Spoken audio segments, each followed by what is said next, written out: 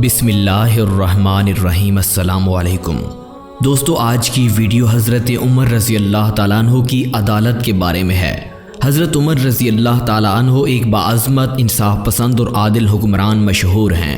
उनकी अदालत में मुस्लिम और गैर मुस्लिम दोनों को यकसा इंसाफ मिला करता था। हज़रत उमर बिन खिताब का ये अदल व इंसाफ इंतहाई मशहूर हुआ।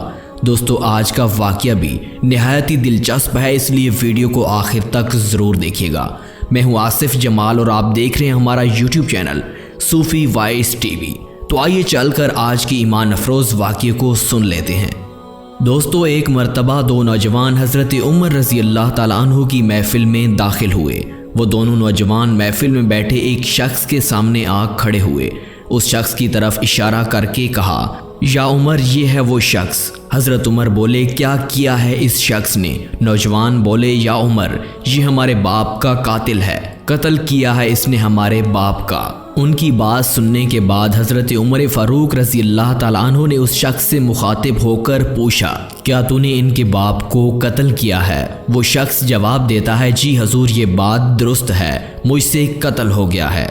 हज़रत उमर रज़ी अल्लाह ताला अन्हु पूछते हैं, किस तरह कत्ल हुआ है? वो शख्स कहता है, या उमर, इनका बाप मेरे खेत में अपने ऊँट लेकर दाखिल हो गया था। मैंने उसको बहुत रोका मगर उसके बावजूद वो ना रुका। मैंने तहश में आकर उसको पत्थर दे मारा, जो सर पर लगने की वजह से फ़ौरन वो मर गया। हज़रत उमर कहते हैं, फिर तो खून के बदले खून ही होगा। उनकी सज़ा सिर्फ मौत है और ये फ़ैसला अटल है। दोस्तों, उस शख्स की ना ज़ात पूछी गई, ना ख़ानदान, ना रंगो रूप देखा गया, ना ही रुतबा, बस सिर्फ देखा गया तो उसका अमल, और उसी की बना पर उसको सज़ा सुनाई गई क्योंकि वो उसका हकदार था। मुआशरे में उस शख्स की क्या कदर है। इन तमाम बातों से हज़रत उमर रज़ी अल्लाह ताला अन्हु को कोई फ़र्क नहीं पड़ता था। उनकी नज़र में तमाम लोग बराबर हैं। अगर तो कबीले में किसी ने कोई जुर्म किया है तो उस इंसान को उसकी सज़ा ज़रूर सुनाई जाती थी, फिर वो चाहे हज़रत उमर रज़ी अल्लाह ताला अन्हु की अपनी औलाद ही क्यों ना हो। अल्लाह ताला के अहकामात और उनके दीन इस्लाम की पैरवी करना हम सब का फ़र्ज़ है। वो शख्स हज़रत उमर से कहता है, ए अमीरुल मोमिनीन, उसके नाम पर जो इस कायनात का खालिक व मालिक है, जिसके कुन कहने पर दुनिया का निज़ाम चलता है, जिसकी ज़ात से ये ज़मीन व आसमान कायम खड़े हैं, मुझे सहरा में अपनी बीवी बच्चों के पास आखिरी बार जाने दीजिए ताकि मैं उनको अपने कत्ल हो जाने की खबर दे दूँ। मेरी बीवी बच्चों का अल्लाह ताला और मेरे सिवा कोई सहारा नहीं, इसलिए हुजूर मुझे जाने दीजिए ताकि वो जीने के लिए कोई और सहारा तलाश करें। मैं उनसे मिलकर आपके पास वापस आ जाऊंगा। हज़रत उमर रज़ी अल्लाह ताला अन्हु कहते हैं कि तेरी ज़मानत कौन देगा? यहाँ तो तुझे कोई जानता भी नहीं, हत्ता कि तेरा नाम भी किसी को मालूम नहीं और ज़ात भी, घर ख़ानदान ये तो फिर बाद की बात है। इस मजमे में कौन तेरी ज़मानत देगा? महफिल में मौजूद लोग खामोश हो जाते हैं। कोई उस शख्स का साथ देने को तैयार ना था।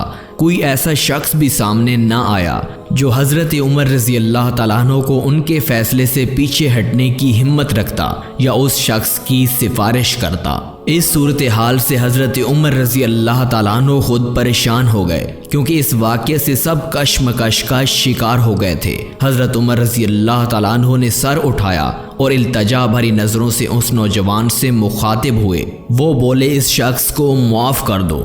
उन्होंने अपना आखिरी फ़ैसला सुनाया कि हम अपने अजीज़ बाप का खून ऐसे कैसे रायगां जाने दें। ये हो ही नहीं सकता कि हम अपने बाप के कातिल को ज़िंदा छोड़ दें। हज़रत उमर रज़ी अल्लाह ताला अन्हु मजमे की तरफ देखकर बुलंद आवाज़ में पूछते हैं कि है कोई इस महफिल में इस शख्स की ज़मानत करने वाला? अबू ज़र गफ़ारी रज़ी अल्लाह ताला अन्हु अपने भरपूर बुढ़ापे के साथ खड़े होकर कहते हैं कि मैं दूंगा इस शख्स की ज़मानत। हज़रत उमर रज़ी अल्लाह ताला अन्हु कहते हैं, ए अबू ज़र, इसने कत्ल किया है, क्या तुम इसको जानते हो?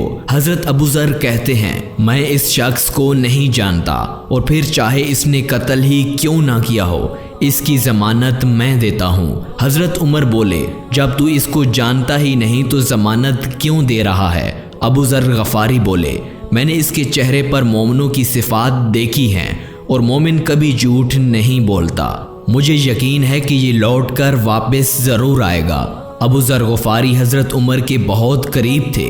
हज़रत उमर फिर बोले कि अबू ज़र, देख लो, اگر یہ شخص 3 دن تک واپس نہ آیا تو مجھے تیرے بچھڑ جانے کا غم برداشت نہ ہوگا۔ ابو ذر غفاری بھی اپنے فیصلے پر ڈٹے رہے، بولا کہ آگے اللہ تعالیٰ مالک ہے۔ دوستو اس شخص کو 3 روز کی مہلت ملتی ہے۔ وہ شخص اپنے گھر جا کر بیوی بچوں سے ملتا ہے، اپنے تمام کام سر انجام دیتا ہے۔ دوسری جانب حضرت عمر رضی اللہ تعالیٰ عنہ پر یہ 3 روز صدیوں کی طرح گزر رہے تھے، ایک ایک لمحہ گن رہے تھے۔ 3 راتیں گزر جانے کے بعد اگلے روز پھر سے لوگ جمع ہو جاتے ہیں۔ باب کا حساب لینے کے لیے نوجوان بھی عصر کے وقت حاضر ہو جاتے ہیں۔ ابو ذر غفاری بھی تشریف لاتے ہیں۔ حضرت عمر رضی اللہ تعالیٰ عنہ ان سے سوال کرتے ہیں، کہاں ہے وہ شخص؟ وہ جواب میں کہتے ہیں کہ مجھے اس کا کوئی علم نہیں۔ سورج بھی آج معمول سے زیادہ تیزی سے غروب ہوتا جا رہا تھا اور یہ منظر آسمان کی طرف رخ کیے ابو ذر غفاری بھی دیکھ رہے تھے۔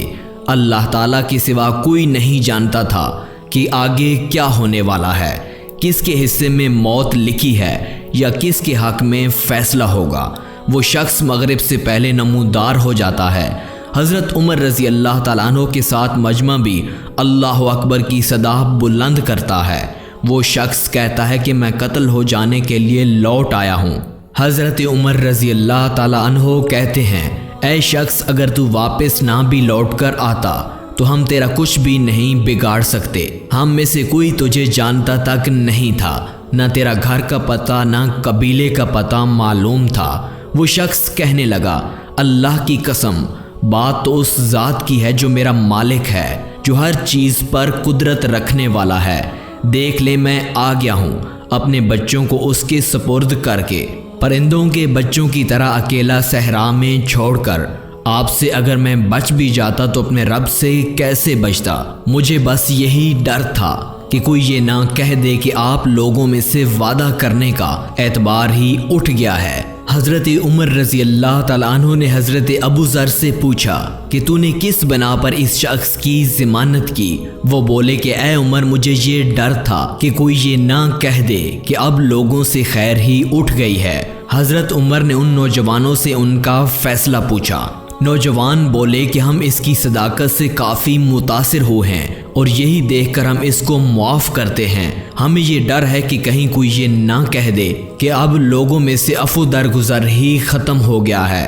حضرت عمر رضی اللہ تعالیٰ عنہ اللہ اکبر پکارنے لگے اور کہا کہ اے شخص، تجھے اللہ اپنا وعدہ پورا کرنے اور سچ بولنے کا اجر دے۔ ابو ذر غفاری سے کہا کہ تجھے اللہ تعالیٰ اس شخص کے مصیبت کے وقت ساتھ دینے کے لیے جزائے خیر دے، اور اے نوجوانوں، تمہیں اللہ اس شخص کو معاف کر دینے کی وجہ سے جزائے خیر دے، اور اے امیر المومنین، تجھے اللہ تعالیٰ اس عدل و رحم دلی پر جزائے خیر دے، آمین ثم آمین۔ اور ایک قرآن کریم کی آیت میں بیان کیا گیا ہے، اور اگر تم اس کو سزا دینے لگو تو ایسی سزا دو جیسی تمہیں تکلیف پہنچائی گئی ہو، اور اگر تم صبر کرو تو بے شک صبر کرنے والوں کے لیے صبر سب سے بہتر ہے۔ اور ایک جگہ ارشاد فرمایا جس کا ترجمہ یہ ہے، اور بے شک جس نے صبر کیا اور معاف کر دیا تو یہ ضرور ہمت والے کاموں میں سے ہے۔